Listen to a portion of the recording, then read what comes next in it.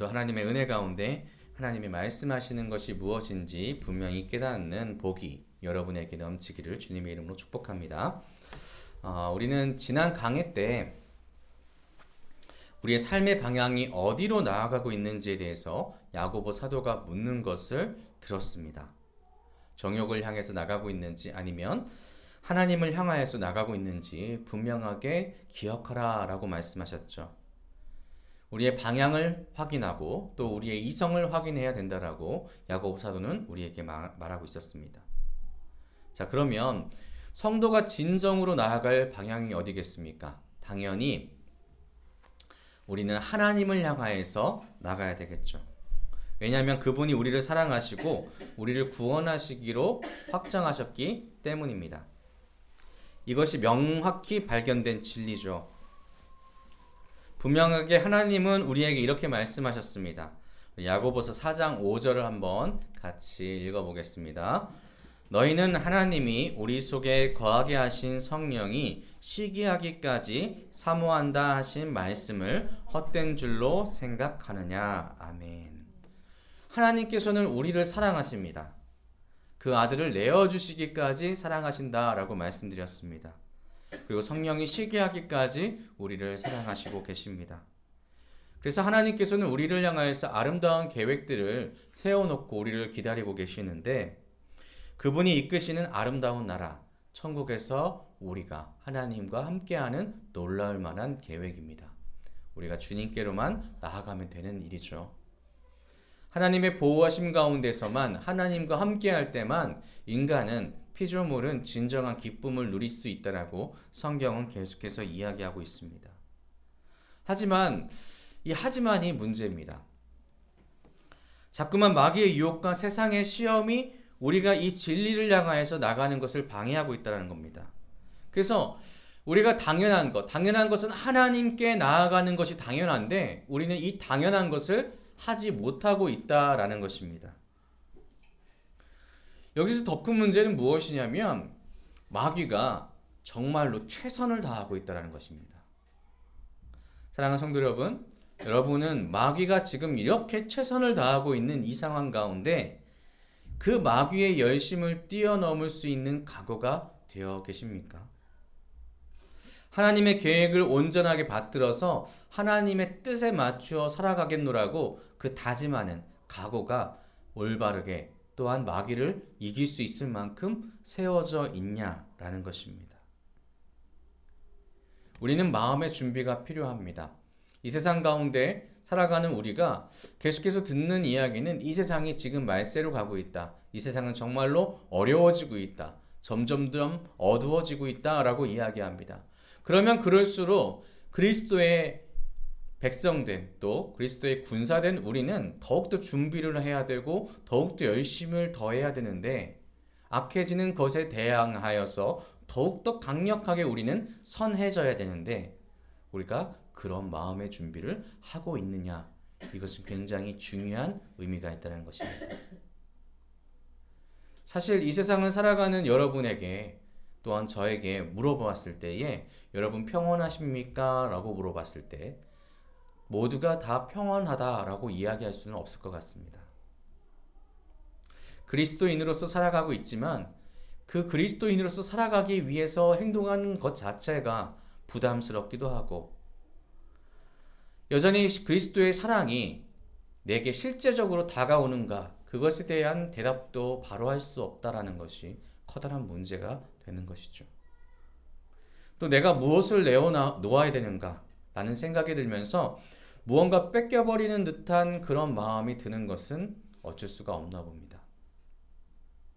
하지만 오늘 본문은 그런 마음을 내어놓고 우리가 은혜 받을 수 있을 만한 마음을 준비해야 된다라고 이야기합니다. 세상 말세에 살아가는 이만큼 그것에 따라서 준비해야 될 것이 필요하다라고 이야기하고 있습니다. 자, 오늘 본문 4장 6절 상에는 이렇게 말씀합니다. 그러나 더 큰 은혜를 주시나니. 우리가 성령이 시기할 수 있을 만큼 정말로 하나님의 사랑을 받고 있는데 그것을 받고 있다라고 이야기해도 아무리 이야기해도 우리가 계속해서 흔들리고 또 흔들리고 낙담하고 하나님과 점점 멀어지려고 하니까 하나님께서 더 크게 강조하시는 겁니다. 그러나 더욱 큰 은혜를 주시나니. 여러분이 생각하는 것, 우리가 인간으로서 재단하고 이 정도 하나님께서 주시겠지, 내가 이 정도 내어줬으면 하나님은 이 정도 주시겠지, 이것이 아니라 그러나 더욱 큰 은혜, 우리가 어떤 걸 상상하든 그것보다 더 큰 은혜를 하나님께서 주신다라는 것입니다. 여러분은 그 음성을 지금 들으신 겁니다. 야고보를 통하여서, 성경을 통하여서, 이 기도회를 통하여서 여러분 약속을 들으셨습니다. 여러분 누구에게 이 약속을 하셨다라고 생각하십니까? 성령이 시기할 정도로 사랑한다. 또 더 큰 은혜를 너희에게 주겠다. 이 약속이 누구에게 주어진 약속일까요? 그리고 또 누구에게 이 약속은 허락되지 않았을까요? 우리 6절 할 부분을 함께 한번 읽어보겠습니다. 시작. 하나님이 교만한 자를 물리치시고 겸손한 자에게 은혜를 주신다 하였느니라. 아멘. 여기서 교만한 자는 헬라어로 휘페레파노이스입니다. 이 단어를 해석하면 남의 위에 서서 자기를 나타내는 자라는 뜻입니다. 근데 이들에게 하나님께서는 이 약속을 허락지 않으셨습니다. 오히려 뭐라고 말씀하시냐면은 물리치나니, 물리치시고라고 말씀하시죠. 물리친다라고 이야기합니다. 이 단어는 헬라어로 안티타세타이라고 하는데 해석하면 반대되는 위치에 세운다라는 겁니다. 이 교만한 사람을 어떻게 세우냐면은 자신의 반대되는 곳에 세우신다라는 것입니다. 내 반대되는 곳. 하나님을 적으로 두게 만들어둔 것. 그리고 하나님의 상대편에 두고 하나님께서 친히 그 교만한 이들을 상대하겠다라고 이야기한 사람이 교만한 자죠. 그러면 교만한 사람은 결단코 하나님의 사랑을 받을 수도 없고 결단코 하나님께서 주시는 큰 은혜 또한 받을 수 없는 마음을 지닌 사람이라는 것입니다.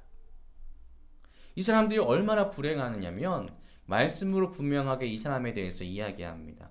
시편 101편 5절에는 자기의 이웃을 은근히 헛듣는 자는 내가 멸할 것이요 눈이 높고 마음이 교만한 자를 내가 용납하지 아니하리라 라고 말씀하십니다. 멸하고 그리고 용납하지 않겠다. 잠언 16장 18절에는 교만은 패망의 선봉이요 거만한 마음은 넘어짐의 앞잡이니라 라고 말씀하고 있습니다. 결국에는 하나님께서 말씀하시는 것은 무엇이냐면 교만한 자, 이 사람과 절대로 같이 하지 않으시리라. 이 안에 교만한 마음으로 품고 있는 사람은 하나님께서 함께 하시지도 않고 오히려 대적하여 그를 무참하게 무너뜨리겠다라고 선언하시고 분명하게 발표하셨다는 겁니다. 그러면 반대로 이 큰 은혜를 받을 수 있는 약속받은 사람이 누구일까요? 그 사람은 겸손한 사람이겠죠. 겸손한 사람. 겸손한 사람은 진정으로 하나님께서 복을 주시기로 약속한 사람들입니다. 이 겸손하다라는 뜻은 죄송합니다. 헬라어로 타페이노이스라는 그 단어를 쓰는데 낮다라는 뜻입니다. 그러니까 아까 교만은 누군가 위에 서서 자기를 드러내려고 한다면 이 겸손은 자기를 드러내는 것이 아니라 자기를 낮추는 사람을 이야기합니다. 근데 이렇게 이야기하면 내가 누군가한테 숙이고 맨날 누군가한테 밟히고 누군가한테 억울한 일을 당하는 것을 마땅히 감내해야 되느냐? 이것이 아니라 이 겸손이란 뜻은 하나님을 대상으로 하는 것입니다. 하나님 아버지 안에서 겸손한 사람. 그러면 이 사람은 어떤 사람이 되냐면 하나님의 뜻 안에서 살기 때문에 하나님 아버지 안에서 주의 뜻대로 이웃과 사랑을 나누면서 살아가는 데 초점을 가진 사람이죠. 그래서 이 사람은 하나님의 뜻을 따라서 자신의 악한 욕망을 억제하고 이웃을 사랑하고 모두가 한 마음으로 하나님을 사랑하는 마음을 갖도록 만들어주는 사람. 이 사람이 바로 겸손한 사람이라는 것입니다. 하나님께서는 이 겸손한 사람, 이 마음의 겸손으로 가득 찬 사람과 함께 하십니다. 그리고 이들에게 은혜를 주시죠. 여러분, 어떠한 마음을 준비해야 되겠습니까? 그리스도인으로 살아가는 우리가 어떠한 마음을 이 가운데 품고 우리가 살아가야 될까요? 그것은 아주 단순한 이야기입니다. 겸손한 마음 외에는 우리가 가질 것은 없다라는 것이죠. 하나님의 대답은 성경을 통해서 우리에게 말씀하시는 것은 한결같습니다. 겸손하여라. 나 외에 다른 것을 섬기지 마라. 심지어 나 자신까지도 섬기지 마라. 오직 하나님만 섬기라 라고 이야기합니다. 그래서 7절에 뭐라고 말씀하시냐면 그런즉 너희는 하나님께 복종할지어다. 마귀를 대적하라. 그리하면 너희를 피하리라 라고 말씀합니다. 그런즉 여태까지 하나님의 말씀을 들었다면 그리스도인은 그런즉 우리는 선택해야 된다는 것이죠. 그것은 하나님께 복종하는 것입니다. 하나님께 순종하여 바닥에 엎드리는 일입니다. 그 머리를 숙이는 것입니다. 하나님 위에 서려고 바득바득 고개를 위에 올리고 그리고 허리를 꼿꼿하게 세우는 것이 아니라 복종이란 것이 무엇입니까? 엎드려지는 것이죠. 우리가 하나님 앞에 엎드려 하나님을 높이는 것. 그것이 바로 우리에게 필요하다는 것입니다. 복종은 헬라어로는 휘포타게테라고 하는데 이것은 명령입니다. 그냥 단순하게 하나님께서 너 복종 좀 하지 않을래? 이렇게 말하는 것이 아니라 하나님께서 분명하게 이야기하는 것입니다. 나의 말씀을, 나의 말들을, 나의 명령을 따르라 라고 말씀하시는 것입니다. 그러니까 하나님의 뜻 안에서 거하는 것이 당연한 것이다 라고 이야기하는 겁니다. 누구한테 말씀하시는 것일까요? 바로 여러분에게 말씀하시는 거죠. 하나님께서 택하시고 하나님의 자녀로 세운 여러분, 그리스도인들을 향해서 이야기하고 있다는 것입니다. 낮아지는 것. 이렇게 살아가려면 환경과 상황을 보고 판단하고 그리고 내가 그것 가운데 무엇인가를 정하는 것이 아니라 내 상황과 환경 가운데서도 하나님의 뜻이 무엇인지를 곰곰하게 생각할 수가 있어야 됩니다. 먼저 우리 가운데 여유가 있어야 된다는 것입니다. 급해가지고 내가 지금 이 상황이 됐으니까 나는 지금 하나님께 물어볼 시간이 없어 라고 하는 것이 아니라 그럼에도 불구하고 내가 정말로 긴급한 상황이 됐을 때 가장 먼저 여유를 가지고 생각해야 될 한 분, 하나님은 내게 무엇을 원하시는가? 우리가 주일에 욥에 대해서 한번 들었을 때에 욥은 그렇게 정말로 어려움 가운데서 그가 하나님께 고백하는 것은 무엇이었습니까? 주신 이도 하나님이시고 가져가시는 이도 하나님이시다 라고 말을 하십니다. 정말로 어쩔 수 없는 상황 가운데서도 욥은 고백하는 거죠. 왜냐하면 그 마음에는 겸손이 있기 때문입니다. 나는 하나님보다 높지 않으며 이 세상을 유지하고 이 세상을 다스리는 분은 하나님이시다라는 그 마음이 이 가운데 준비되어 있으니까 한 번 더 생각할 수 있는 겁니다. 이 시간 그 상황 가운데 하나님께서 내게 원하시는 것이 무엇일까? 하나님의 뜻을 받기 위해서는 사실 욥과 같이 되는 것 정말로 힘들죠. 그래서 우리는 날마다 우리의 삶 가운데서 우리 마음의 그릇들을 깎아 나가야 됩니다. 어떻게 깎아야 될까요? 모난 부분들을 계속해서 깎아 나가야 되겠습니다. 감정을 너무나 이 가운데 가지고 살아가는 사람들도 많죠. 화를 잘 내는 사람들도 있습니다. 실제로 제가 좀 화를 잘 내는 편인데 제가 30년을 진짜 10살부터 지금 40세가 넘어서까지 하나님한테 간절하게 고백하는 게 뭐였냐면은 요청하는 게 하나님 제발 저 화 좀 덜 내게 해주세요. 진짜 어렸을 때부터 기도 제목입니다. 울컥울컥 하는 게 심하니까 하나님한테 계속해서 기도하는 겁니다. 제 친구들은 그래도 많이 사람이 됐다라고 이야기를 합니다. 기도에는 힘이 있습니다. 여러분 계속해서 여러분의 마음 가운데 계속해서 하나님을 멀어지게 만드는 것이 있다면 당연히 멀어지게 만드는 것을 없애기 위해서 우리는 하나님께 간구하고 기도해야 됩니다. 매달려야 됩니다. 내가 이것 때문에 하나님과 멀어지고 있습니다. 하나님 도와주십시오. 라고 하는 그 간청함이 우리에게 있어야 된다는 것이죠.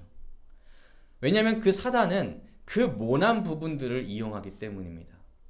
그 모난 부분에 살며시 다가와서 이야기합니다. 그 모난 부분을 사단은 계속해서 건드려 버립니다. 그렇기 때문에 우린 날마다 이 안에 있는 우리 마음을 하나님의 뜻에 맞추기 위해서 바득바득 하나님께 매달려야 됩니다. 누구처럼요? 야곱처럼요. 정말로 붙들어야 됩니다. 마귀한테 언제까지 우리가 넘어가야 되겠습니까? 오늘 말씀에서는 분명하게 하나님께서 이야기하십니다.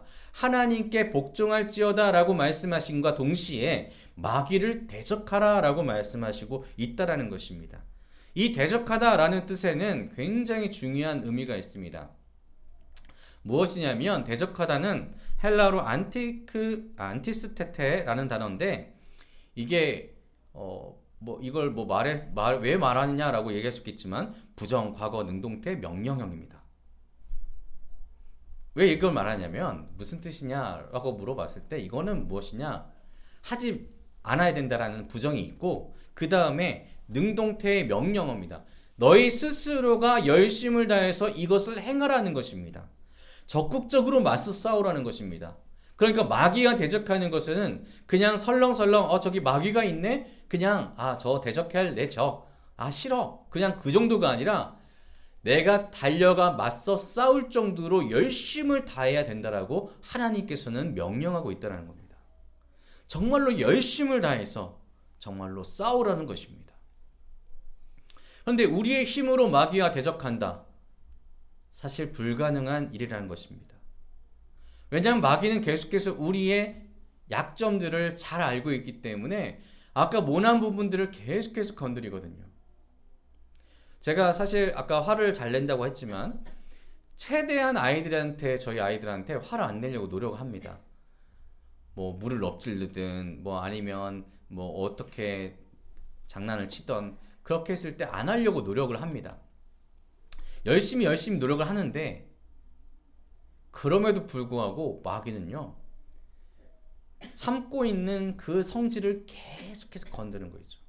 제가 그것을 느낍니다. 여기서 화를 내면 우리 아이들이 마음이 다칠 텐데 분명히 아는데도 계속해서 건듭니다. 너 참다 죽어. 마귀가 계속해서 저한테 얘기해요.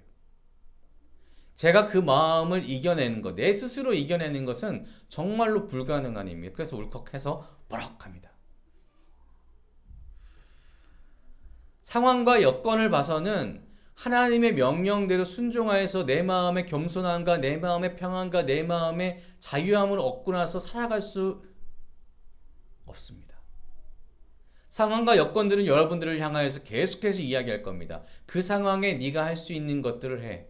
그 상황에 네가 선택해야 되는 것을 해. 네가 손해보는 것은 절대로 하지 마. 라고 이야기하겠죠. 지금 이거는 불공정한 거야. 불편한 거야. 너만 손해보고 있어. 라고 이야기할 겁니다. 왜? 상황과 여건만 봐서는 그렇습니다. 우리의 마음이 갈라지기 시작하면, 우리의 주위를 쳐다보기 시작하면 우리의 마음 가운데서는 그 흔들림 가운데 한 발자국도 나갈 수가 없다는 것입니다. 여러분 요즘에 아이들이요 이런 말을 한다고 합니다. 너희 아빠 차 몇 cc야? 중형차야? 큰 차야? 외제차야? 너희 집 자가야? 아니면 전세야? 어느 아파트 몇 평이야? 여러분 이게 어느 나이 때 말하는 것인지 아십니까? 어느 나이냐면 유치원 때부터 이렇게 이야기를 한다고 합니다. 새로 지어지는 신도시면 신도시일 때마다 더욱더 그런 갈라짐은 심하다고 합니다. 그러면은 그 아이의 말을 듣는 부모들은 어떻겠습니까? 그 심정 가운데 당연하게 물질적인 것에 더욱더 집중하게 됩니다. 나도 그렇게 올라가야지. 누군가 외제차를 타면은 그것을 타고 싶어하는 마음 가운데 발버둥을 칩니다. 더욱더 물질로, 더욱더 내가 더 갖는 것으로, 내가 더욱더 남들보다 위에 올라가는 것으로 가자라고 생각이 들 수밖에 없습니다. 누구라도요. 사단은 그렇게 우리를 공격하기에 우리는 흔들릴 수 있고 또 넘어갈 수밖에 없다라는 것입니다.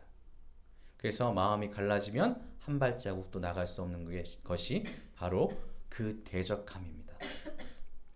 자, 열왕기상 18장 21절은 다음과 같이 말씀합니다.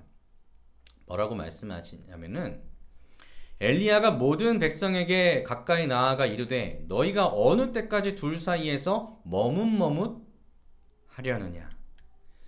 여호와가 만일 하나님이면 그를 따르고 바알이 만일 하나님이면 그를 따를지니라 하니 백성이 말 한마디도 대답하지 아니하는지라. 여러분은 어떠십니까? 엘리야가 묻습니다. 누군가 묻습니다. 목사가 묻습니다. 아니면 하나님이 여러분에게 묻습니다. 어느 때까지 하나님과 세상 가운데 이 둘 사이에서 머뭇머뭇 하실 겁니까? 어떻게 하실 겁니까?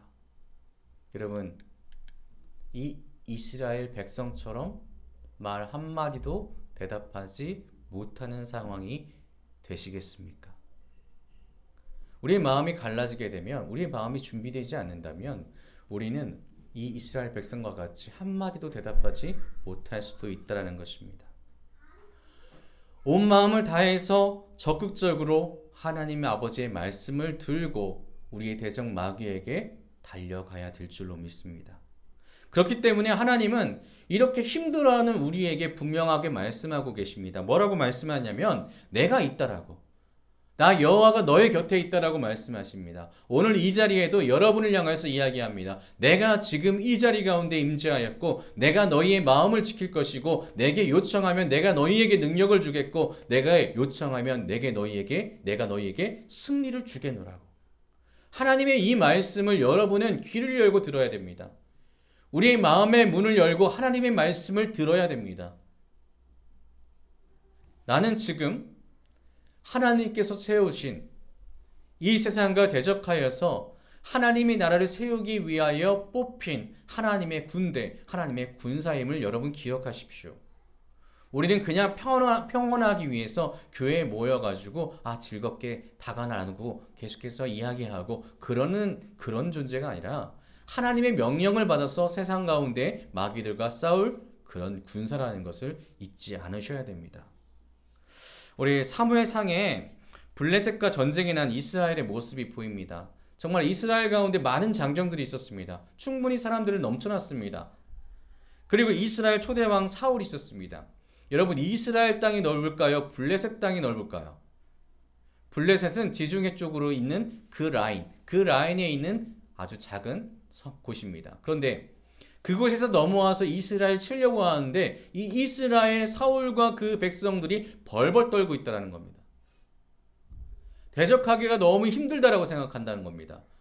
하나님께서 그때 직접적으로 그들과 함께 하셨고 그들에게 말씀하셨고 나를 의지하고 나를 따르라고 이야기하고 있는데도 불구하고 그들 마음 가운데 깎아내지 못하고 하나님의 말씀을 온전하게 받아들이지 못하니까 그들은 계속해서 불안해했습니다. 겁에 질렸습니다. 누구 하나 나서는 이가 없습니다. 왜냐하면 그들이 보기에는 그들 상황 가운데 블레셋 사람들은 크고 장대하고 그들은 무기를 잘 갖췄고 너무나 무시무시하게 생긴 골리앗이 그 앞에 서 있기 때문입니다. 그들의 상황과 처지를 봤을 때는 내가 진짜로 나가면 죽겠구나라는 생각이 들 수도 있었을 겁니다. 그러면 그들은 무엇을 잊고 있을까요? 하나님을 잊고 있다는 겁니다. 야곱처럼 끝까지 나 죽겠으니까 지금 내 형이 에서가 쫓아오는 것 때문에 미쳐 죽겠으니까 하나님 나 좀 살려주십시오라고 하는 것이 아니라 이스라엘 백성들은 그 앞에서 벌벌 떨면서 하나님을 찾지 않고 있다는 겁니다.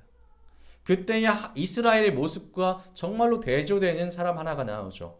우리가 익히 알고 있는 다윗입니다. 그 어떻게 합니까? 담대하게 앞으로 나갑니다.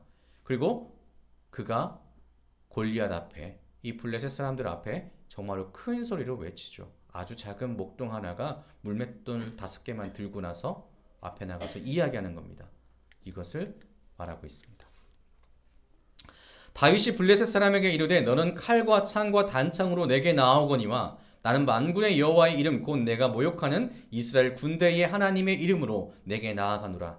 오늘 여호와께서 너를 내 손에 넘기시리니 내가 너를 쳐서 내 목을 베고 블레셋 군대의 시체를 오늘 공중의 새와 땅의 들짐승에게 주어 온 땅으로 이스라엘의 하나님이 계신 줄 알게 하겠고 또 여호와의 구원하심이 칼과 창에 있지 아니함을 이 무리에게 알게 하리라.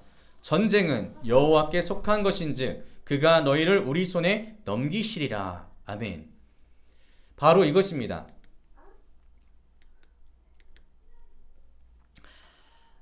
전쟁은 여호와께 속하여 있다라는 것입니다. 전쟁이 아무리 상대방이 너무나 강력해 보이다 할지라도 내가 하나님 편이면 내가 더 크다라는 것입니다. 나는 작지라도 하나님은 더 크시기에 전쟁은 오직 하나님께만 속해 있다 이것입니다. 내가 잘나서 대적하는 것이 아닙니다. 다윗이 뭐 잘난 것이 있겠습니까? 목동이었습니다. 무기 그런 거 갖춰서 싸워본 적도 없습니다. 그렇지만 내 능력이 탁월한 것이 아니라 하나님의 능력이 위대하신 겁니다. 오직 모든 전쟁은 하나님께 속해 있음을 믿기 때문에 다윗은 그 한 걸음 한 걸음에 힘을 실을 수가 있었고 그의 목소리에는 힘이 있었고 그의 발걸음 끝에는 골리앗이 있었고 결국에 그 골리앗을 넘어뜨렸습니다. 하나님을 위하여 나가는 모든 전쟁에서 우리가 삶을 살아갈 때에 닥치는 모든 상황 가운데 여러분 하나님을 의지하지 않고 어떻게 하나님의 뜻대로 이겨나갈 수 있겠습니까? 우리가 세상 사람들한테 물어봅니다. 여러분 하나님의 말씀대로 이겨낼 수 있습니까? 라고 하면 그 사람들 뭐라고 하겠습니까? 무슨 귀신 씨나 까먹는 소리냐고 하겠죠. 내가 믿지 않는데 그걸 어떻게 믿고 나가요? 그들은 믿지 않습니다. 하지만 여러분에게 물어본다면 이것은 전혀 다른 문제입니다.